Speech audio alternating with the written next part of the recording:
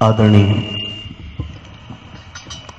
उपस्थित समस्त श्रोता बंधु, भगवान की पावन कथा को चलते हुए जो आज तीसरा दिन है, क्षमा चाहेंगे कल स्वास्थ्य खराब होने के कारण हम नहीं आ सके, आप लोगों के बीच में सैफई से ही वापस चले गए। फिर पता नहीं है कितने टाइम क्या हो जाए क्या न हो जाए। और गोस्वामी तुलसीदास जी कहते हैं कि पहलो सुख निरोगी काया, उसके पास दौलत हो चाहे न हो, जिसका शरीर स्वस्थ है, निरोग है, कोई विकार नहीं है, उससे बड़ा सुखी दुनिया में कोई नहीं। क्योंकि हमारी भी सब जिंदगी निकल गई चांदनी के नीचे ही, न इतवार की छुट्टी न त्योहार की छुट्टी। जब सबको आराम करे को टाइम आता तब बरजे से ड्यूटी को टाइम आता, सब दोपहरी निकल जाती, ऐसी चिल्लाते। डॉक्टरों ने बताया तुम्हारे शरीर में पानी की कमी हो गई, ये हो गया वो हो गया, 2 बोतलें संज्ञा उससे दही 3 सवेरे लगाई।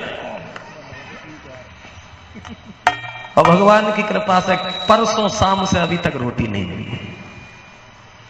खैर जैसे कुछ है, जिंदा है मरे नहीं है। और आइए कथा में गौर करते हैं। और वैसे हमें तो हमारी याद में कभी बुखार तक नहीं आया, 22 साल तक मैं तो स्वस्थ रहा हूं हमेशा, पता नहीं थोड़ी क्या दिक्कत हो गई। तो आ जाइए कथा में गौर करते हैं।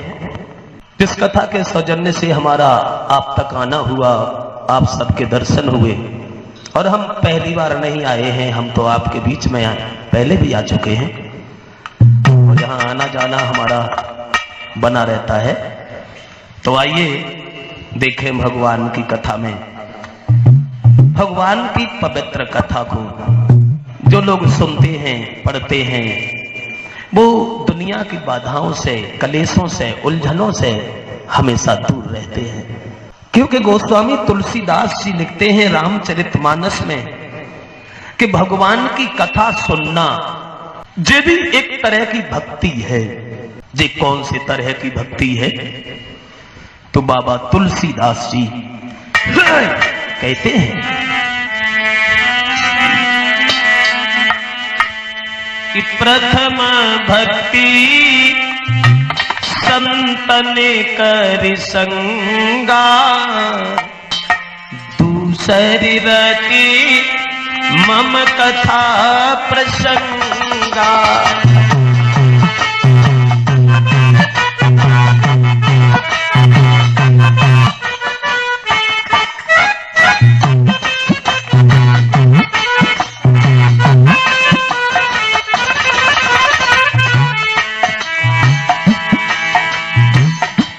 गोस्वामी तुलसीदास जी लिखते हैं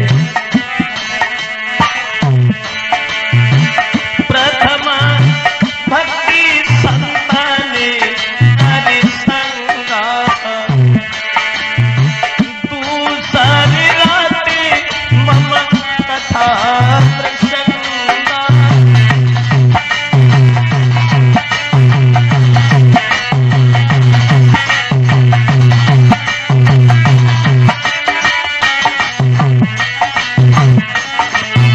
गोस्वामी तुलसीदास जी कहते हैं प्रथम भक्ति संतन कर संगा, पहली भक्ति है संतों का आदर, संतों की सेवा। और दूसरे तरीका की भक्ति यह है जो भगवान की कथा सुनने को मिले। कलयुग के दोषों से बचने के लिए केवल भगवान की कथा ही बताई गई। और यही जरूरी नहीं है कि हम लोग अपने घर का काम छोड़ के पूरे दिन कथा में ही बैठे रहें। बोले ऐसा नहीं है, एक घड़ी आधी घड़ी आधे में पुण्याध, जितना समय मिल जाए कथा में बैठने का उतना बहुत है। तुलसीदास ये भी कहते हैं धर्म क्या है और पाप क्या है, कि परहित सरस धर्म नाई भाई, पर पीड़ा समनाए अभिमान।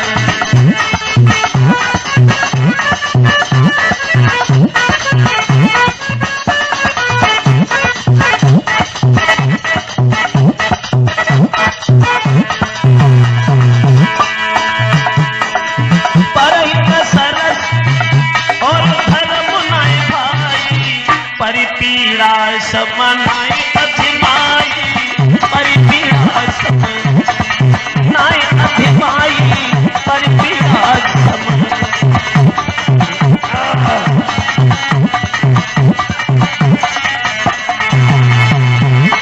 परहित सरस धर्म नाई भाई।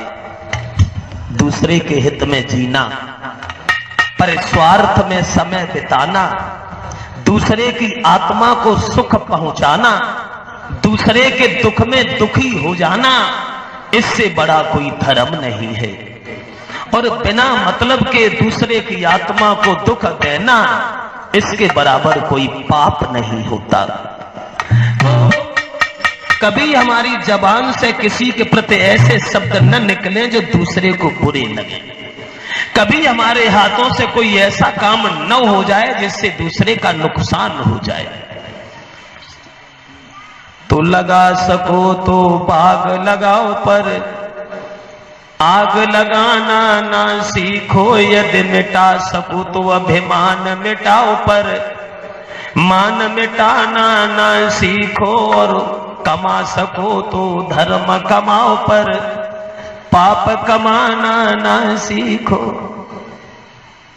जितना समय मिल जाए धर्म के काम में आगे बढ़ने के लिए, जो भी वक्त मिल जाए, जितना समय मिल जाए बहुत है। क्योंकि आज के युग में किसी के पास न सम्मान की कमी है, न संतान की कमी है, न धन धाम की कमी है, और कमी है तो केवल हर आदमी के पास टाइम की कमी है। टाइम नहीं, किसी के पास टाइम नहीं है। टाइम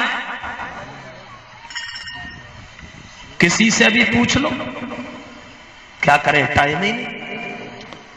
मरने तक का टाइम ही नहीं। और मरने के लिए किसी को टाइम कभी निकालना नहीं पड़ता है, वो खुद ही निकल आता है।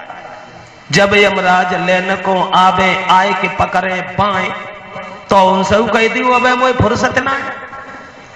लेकिन तब पेश नहीं जाती, क्योंकि एक दिन तो जाना ही जाना है। और अब तो समय ही नहीं है। अब तो देखते ही देखते लड़कपन, जवानी, बुढ़ापा, मौत आए गए, दे दे टाइम ही नहीं। कछु करे तो जल्दी, परे तो जल्दी, खाए तो जल्दी, सोए तो जल्दी, जगे तो जल्दी, चले तो जल्दी, और जाए तो जल्दी। हर काम बहुत जल्दी हो रहे हैं। क्यों? टाइम नहीं है। टाइम क्यों नहीं है?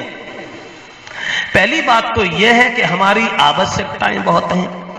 अगर हम साइकिल पर चलते हैं, सोचते हैं भगवान मोटरसाइकिल होती, मोटरसाइकिल मिल जाए तो विचार करते इस पर तो बड़ी लपट लगती है, अब तो 4 पहिया वाली होना चाहिए। जब वो मिल जाए तो सोचते अब तो जमीन पे चलते अच्छा नहीं लगता, अब तो उड़ने के लिए होना चाहिए था कुछ। हमारी आवश्यकताएं अनंत हैं, उनका कोई अंत नहीं। दूसरी बात यह है, टाइम न होने के कारण जिंदगी ज्यादा नहीं है। पहले हर आदमी के पास टाइम था, क्योंकि पहले आदमी हजारों साल जिंदा रहता था, सबके पास टाइम ही टाइम था। सतयुग में मां के गर्भ में बच्चा ठहरता था 500 वर्ष। सतयुग में मां के गर्भ में बच्चा ठहरता था 500 साल। तब आदमी हजारों साल जिंदा रहता था, हजारों साल में गिनती थी। 15,000 साल भजन किया, 2,000 साल रिश्तेदारी में रहे, 1,000 साल साड़ू के घरे रहे। तब मतलब हजारों साल में गिनती थी।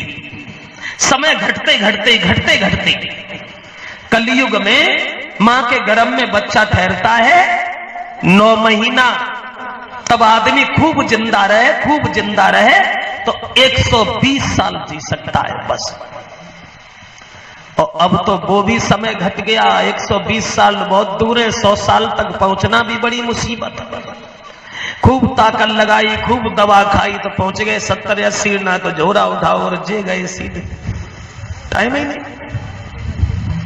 जो आता है चला जाता है, कहां चला जाता है ये पता ही नहीं कि जे सब गए तो गए कहां। जब से गए तब से न कोई खबर आई, न चिट्ठी पहुंचे, न मोबाइल काम करे।